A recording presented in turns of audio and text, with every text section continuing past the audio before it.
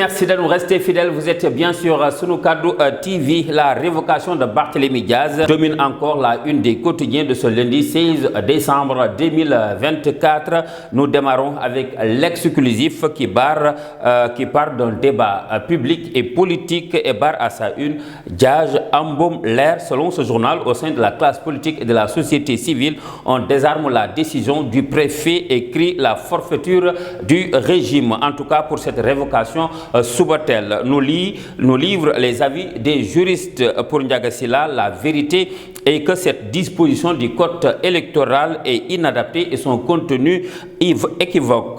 Quant à El Amat Thiam, à cette problématique juridique, seule la Cour d'appel garante de la légalité en la matière est compétente pour départager. Le mandat, lui, nous livre les propos de Amadou Ba. L'ancien Premier ministre parle d'une atteinte grave et Tribune lui emboîte le pas en parlant d'un flagrant délit de Ndiaye Dollé contre Barthélémy Diaz et nous édifie sur le comment la loi a été violée sur toute la ligne. Le journal met l'accent sur l'article L193 du Code électoral. Selon cet article, c'est au Conseil constitutionnel de constater la radiation de Barthélémy Diaz et de la radiation de Barthélémy Diaz de l'Assemblée nationale.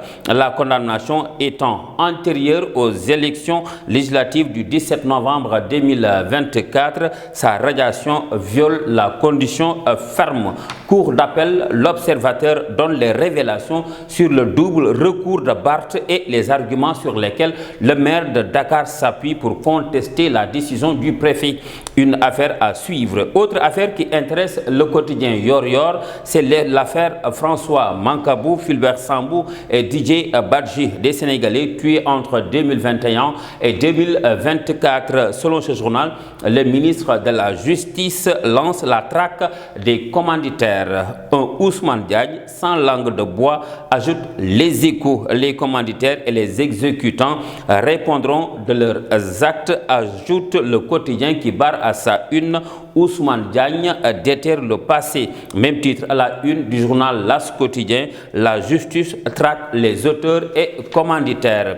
Un dossier explosif en cours d'instruction, nous dit le point actu. Ce journal révèle les points abordés par le ministre de la Justice. Le garde des Sceaux annonce la construction de 9 nouvelles prisons et l'abrogation de la loi d'amnistie en vue des engagements fermes de Ousmane Diagne selon Direct News. Et ce sont les députés, selon Vox Populi, qui déterrent les dossiers macabres. Et en ce même moment, ils enterrent le Conseil économique, social et environnemental et le Haut Conseil des collectivités territoriales, selon Rewmi Quotidien qui donne l'information. Selon ce journal, 134 parlementaires ont voté pour, 8 contre et 2 abstentions, mais Aïssata Tall Sall avertit le gouvernement sur un probable retournement de veste, un avertissement à lire dans le journal Antenne. À lire également à la une du quotidien national Le Soleil, c'est la date qui marque le divorce entre la CEDEAO et les pays de l'AES. C'est le 29 janvier 2025, nous dit Le Soleil, qui nous informe que la 66e session ordinaire de la conférence des chefs d'État a retenu cette date après l'échec du processus de médiation de près d'1 an. D'après le journal En Relief, le président de la République, Bassirou Diomaye Faye, a été félicité par ses pairs et Terral Quotidien d'en ajouter que le chef de l'État a été porté au pinacle à Abuja. L'exception sénégalaise encore magnifiée par la CEDEAO.